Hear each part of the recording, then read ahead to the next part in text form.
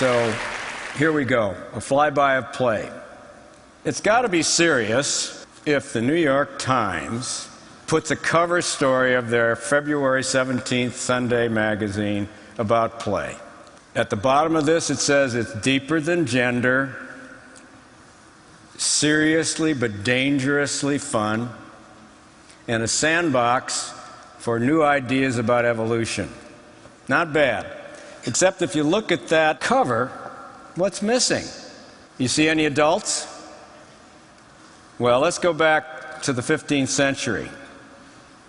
This is a courtyard in Europe, and a mixture of 124 different kinds of play. All ages, solo play, body play, games, taunting, and there it is. And I think this is a typical picture of what it was like in a courtyard then. I think we may have lost something in our culture. So I'm going to take you through what I think is a remarkable sequence. North of Churchill, Manitoba, in October and November, there's no ice on Hudson Bay, and this polar bear that you see is 1,200-pound male. He's wild and fairly hungry. And Norbert Rossing, a German photographer, is there on scene making a series of photos of these huskies who are tethered. And from out of stage left comes this wild male polar bear with a predatory gaze. Any of you have been to Africa or had a junkyard dog come after you, there is a fixed kind of predatory gaze that you know you're in trouble. But on the other side of that predatory gaze is a female husky in a play bow wagging her tail. And something very unusual happens. That fixed behavior, which is rigid and stereotyped and ends up with a meal, changes. And this polar bear stands over the husky, no claws extended, no fangs, taking a look, and they begin an incredible ballet. A play ballet. This is in nature. It overrides the carnivorous nature and what otherwise would have been a short fight to the death. And if you'll begin to look closely at the husky that's baring her throat to the polar bear, and look a little more closely, they're in an altered state. They're in a state of play. And it's that state that allows these two creatures to explore the possible. They are beginning to do something that neither would have done without the play signals, and it is a marvelous example of how a differential in power can be overridden by a process of nature that's within all of us. Now, how did I get involved in this? John mentioned that I'd done some work with murderers, and I have. The Texas Tower murderer opened my eyes, and in retrospect, when we studied his tragic mass murder, to the importance of play, in that that individual, by deep study, was found to have severe play deprivation. Charles Whitman was his name. And our committee, which consisted of a lot of hard scientists, did feel at the end of that study that the absence of play and a progressive suppression of developmentally normal play led him to be more vulnerable to the tragedy that he perpetrated. And that finding has stood the test of time, unfortunately, even into more recent times at Virginia Tech. And other studies of populations at risk sensitized me to the importance of play, but I didn't really understand what it was. And it was many years in taking play histories of individuals before I really began to recognize that I didn't really have a full understanding of it, and I don't think any of us has a full understanding of it by any means. But there are ways of looking at it that I think can give us all a taxonomy, a way of thinking about it. And this image is, for humans, the beginning point of play. When that mother and infant lock eyes, and the infant's old enough to have a social smile, what happens spontaneously is the eruption of joy on the part of the mother, and she begins to babble and coo and smile, and so does the baby. If we've got them wired up with an electroencephalogram, the right brain of each of them becomes attuned, so that the joyful emergence of this earliest of play scenes, and the physiology of that is something we're beginning to get a handle on. And I'd like you to think that every bit of more complex play builds on this base for us humans. And so now I'm going to take you through sort of a way of looking at play, but it's never just singly one thing. We're going to look at body play, which is a spontaneous desire to get ourselves out of gravity. This is a mountain goat. If you're having a bad day, try this. Jump up and down, wiggle around. You're going to feel better.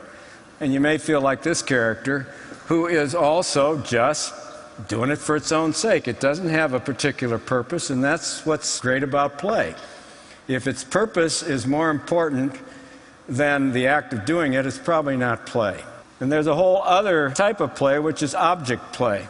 And this Japanese macaque has made a snowball that he or she's going to roll down a hill.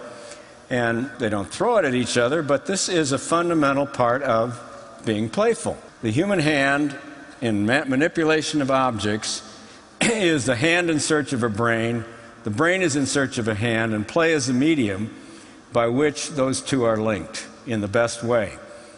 JPL, we heard this morning, JPL is an incredible place. They have located two consultants, Frank Wilson and Nate Johnson, who are, Frank Wilson's a neurologist, Nate Johnson is a mechanic. He taught mechanics in a high school in Long Beach and found that his students were no longer able to solve problems. And he tried to figure out why, and he came to the conclusion quite on his own that the students who could no longer solve problems such as fix cars hadn't worked with their hands. Frank Wilson had written a book called The Hand. They got together. JPL hired them. Now JPL and NASA and Boeing, before they will hire a research and development problem solver, even if they're summa cum laude from Harvard or Caltech, if they haven't fixed cars, haven't done stuff with their hands early in life, played with their hands, they can't problem solve as well. So play is practical, and it's very important. Now, one of the things about play is that it is born by curiosity and exploration.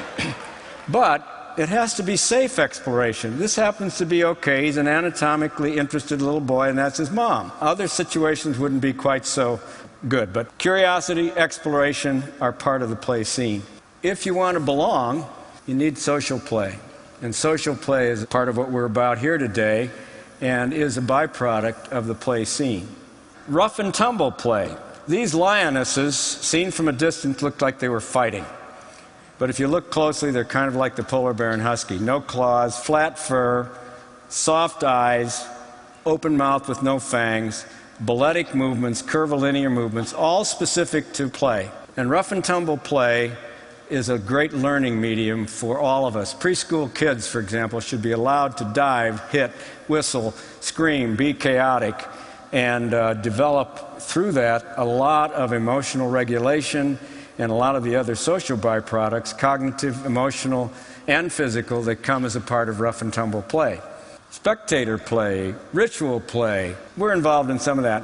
Those of you who are from Boston know that this was the moment, rare, where the Red Sox won the World Series. But take a look at the face and the body language of everybody in this fuzzy picture, and you can get a sense that they're all at play. Imaginative play. I love this picture because my daughter is now almost 40 that's in this picture, but it reminds me of her storytelling and her imagination, her ability to spin yarns at this age, preschool. A really important part of being a player is imaginative solo play. And I love this one because it's kind of also what we're about. We all have an internal narrative that's our own inner story. The unit of intelligibility of most of our brains is the story. I'm telling you a story today about play. Well, this Bushman, I think, is talking about the fish that got away that was, that long, but it's a fundamental part of the play scene. So what does play do for the brain? Well, a lot. We don't know a whole lot about what it does for the human brain because funding has not been exactly heavy for research on play. I walked into the Carnegie asking for a grant. They'd given me a large grant when I was an academician for the study of felony drunken drivers, and I thought I had a pretty good track record, and by the time I had spent half an hour talking about play, it was obvious that they did not feel that play was serious. I think that's a few years back. I think that wave is past and the play wave is cresting, because there is some good science. Nothing lights up the brain like play. Three-dimensional play fires up the cerebellum, puts a lot of impulses into the frontal lobe, the executive portion, helps contextual memory to be developed, and. So for me, it's been an extremely nourishing, scholarly adventure to look at the neuroscience that's associated with play and to bring together people who, in their individual disciplines, hadn't really thought of it that way. And that's part of what the National Institute for Play is all about. And this is one of the ways you can study play, is to get a 256-lead electroencephalogram. I'm sorry I don't have a playful-looking subject, but it allows mobility, which has limited the actual study of play. And we've got a mother-infant play scenario that we're hoping to complete underway at the moment. The reason I put this here is also to cue up my thoughts about objectifying what play does. The animal world has objectified it. In the animal world, if you take rats who are hardwired to play at a certain period of their juvenile years, and you suppress play, they squeak, they wrestle, they pin each other, that's part of their play. If you stop that behavior on one group that you're experimenting with, and you allow it in another group that you're experimenting with, and then you present those rats with a cat odor-saturated collar, they're hardwired to flee and hide. Not pretty smart. They don't want to get killed by a cat. So what happens? They both hide out. The non-players never come out. They die. The players slowly explore the environment and begin again to test things out. That says to me, at least in rats, and I think they have the same neurotransmitters that we do and a similar cortical architecture, that play may be pretty important for our survival. And. There are a lot more animal studies that I could talk about. Now, this is a consequence of play deprivation. This took a long time. I had to get Homer down and put him through the fMRI and the SPECT and the multiple EEGs, but as a couch potato, his brain has shrunk.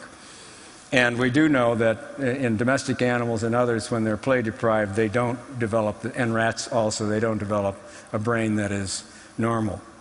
Now, the program says that the opposite of play is not work, it's depression. And I think if you think about life without play, no humor, no flirtation, no movies, no games, no fantasy, and. Try and imagine a culture or a life, adult or otherwise, without play. And the thing that's so unique about our species is that we're really designed to play through our whole lifetime. And we all have capacity to play signal. Nobody misses that dog I took a picture of on the Carmel Beach a couple of weeks ago. What's going to follow from that behavior is play, and you can trust it. The basis of human trust is established through play signals, and we begin to lose those signals culturally and otherwise as adults. That's a shame. I think we've got a lot of learning to do. Now, Jane Goodall has here a play face along with one of her favorite chimps. So part of the signaling system of play has to do with vocal, facial, body, gestural. You can tell, and I think when we are getting into collective play, it's really important for groups to gain a sense of safety through their own sharing of play signals. You may not know this word, but it should be your biological first name and last name, because neoteny means the retention of immature qualities into adulthood. And we are, by physical anthropologists, by many, many studies, the most neotenous, the most youthful, the most flexible, the most plastic of all creatures, and therefore the most playful. And this gives us a leg up on adaptability. Now, there is a way of looking at play that I also want to emphasize here, which is the play history. Your own personal play history is unique and often is not something we think about particularly. This is a book written by a consummate player by the name of Kevin Carroll. Kevin Carroll came from extremely deprived circumstances. Alcoholic mother, absent father, inner city Philadelphia, black, had to take care of a younger brother. Found that when he looked at a playground out of a window into which he had been confined, he felt something different. And so he followed up on it. And his life, the transformation of his life from a deprivation and what one would expect potentially prison or death, he's become a linguist, a trainer for the 76ers, and now is a motivational speaker. And he gives play as a transformative force over his entire life. Now, there's another play history that I think is a work in progress. Those of you who remember Al Gore during the first term and then during his successful but unelected run for the presidency may remember him as being kind of wooden and not entirely his own person, at least in public. And in looking at his history, which is common in the press, it seems to me, at least, looking at it from a shrink's point of view, that a lot of his life was programmed. Summers were hard work in the heat of Tennessee summers. He had the expectations of his senatorial father and Washington, D.C. And although he had certainly, I think, capacity for play, because I do know something about that, he wasn't as empowered, I think, as he now is, by paying attention to what is his own passion and his own inner drive, which I think has its basis in all of us in our play history. So what I would encourage you on an individual level to do is to explore backwards as far as you can go to the most clear, joyful, playful image that you have, whether it's with a toy or on a birthday or on a vacation, and begin to build from the motion of that into how that connects with your life now. And you'll find you may change jobs, which has happened to a number of people when I've had them do this in order to be more empowered through their play. Or you'll be able to enrich your life by prioritizing it and paying attention to it.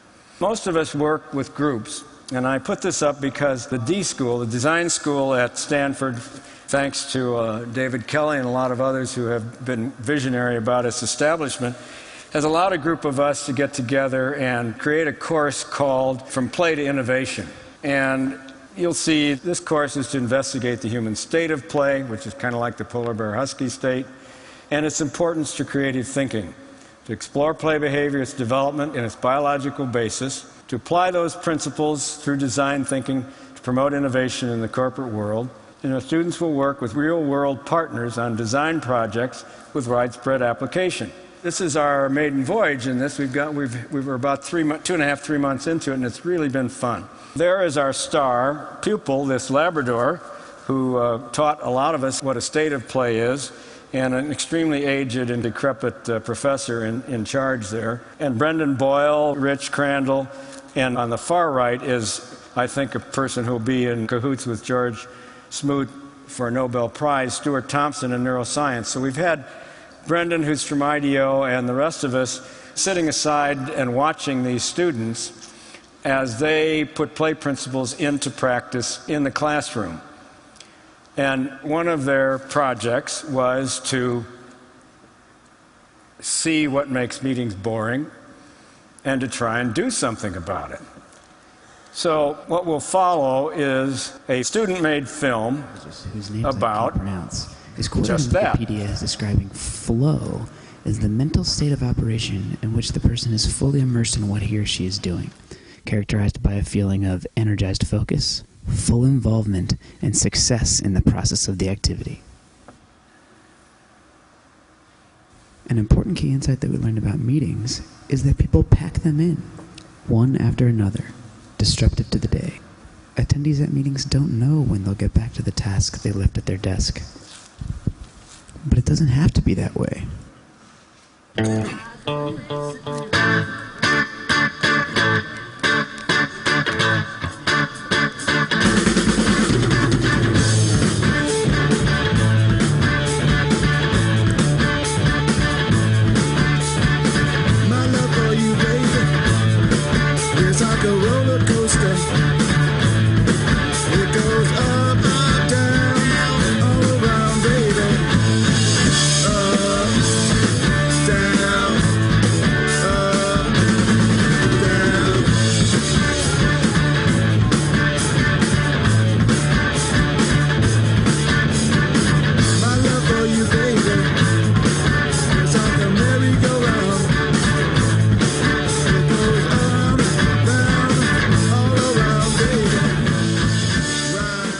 Some sage and repeatedly furry monks at this place called the D School designed a meeting that you can literally step out of when it's over. Take the meeting off and have the peace of mind that you can come back to me. Because when you need it again, the meeting is literally hanging in your closet. The wearable meeting. Because when you put it on, you've immediately got everything you need to have a fun and productive and useful meeting. But when you take it off, that's when the real action happens.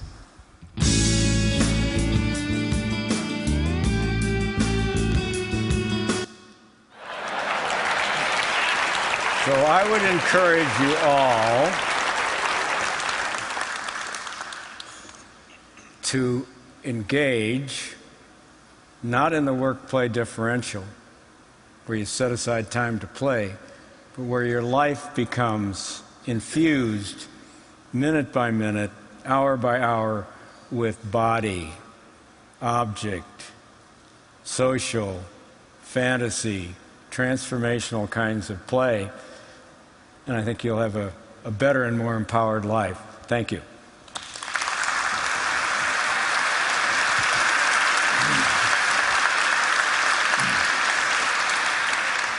So it sounds to me like what you're saying is that there may be some temptation on the part of people to look at your work and go, and I think I've heard this in my kind of pop psychological understanding of play, that somehow the way animals and humans deal with play is that it's some sort of rehearsal for adult activity.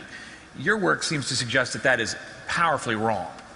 Yeah, I don't think that's accurate, and I think probably because animals have taught us that. If you stop a cat from playing, which you can do, and we've all seen how cats, bat around stuff, they're just as good predators as they would be if they hadn't played. And if you imagine a kid pretending to be King Kong or a race car driver or a fireman, they don't all become race car drivers or firemen. So there's a disconnect between preparation for the future, which is what most people are comfortable in thinking about play as, and thinking of it as a separate biological entity. And this is where my chasing animals for 4 or 5 years really changed my perspective from a clinician to what I am now, which is that play has a biological place, just like sleep and dreams do. And if you look at sleep and dreams, biologically, animals sleep and dream, and they rehearse and they do some other things that help memory and that are a very, very important part of sleep and dreams. The next step of evolution in mammals and creatures with divinely superfluous neurons will be to play. And the fact that the polar bear and husky, or a magpie and a bear, or you and I and our dogs can cross over and have that experience sets play aside as something separate. And it's hugely important in learning and crafting the brain. So it's not just something you do in your spare time. How do you keep, and I know you're part of the scientific research community and you have to justify your existence with grants and proposals like everyone else, how do you prevent, because some of the data that you've produced, the good science that you're talking about you've produced is hot to handle. How do you prevent either the media's interpretation of your work or the scientific community's interpretation of the implications of your work, kind of like the sort of Mozart metaphor where, MRI show that play enhances your intelligence. Well, let's ground these kids up, put them in pens, and make them play for months at a time. They'll all be geniuses and go to Harvard. How do you prevent people from taking that sort of action on the data that you're developing? Well, I think the only way I know to do it is to have accumulated the advisors that I have, who go from practitioners who can establish through improvisational play or clowning or whatever a state of play. So people know that it's there. And then you get an fMRI specialist, and you get Frank Wilson, and you get other kinds of hard scientists, including neuroendocrinologists, and you get them into a group together focused on play, and it's pretty hard not to take it seriously. Unfortunately, that hasn't been done sufficiently for the National Science Foundation, National Institute of Mental Health, or anybody else to really look at it in this way seriously. I mean, you don't hear about anything that's like cancer or heart disease associated with play, and yet I see it as something that's just as basic for survival, long term, as learning some of the basic things about public health. Stewart Brown, thank you very much.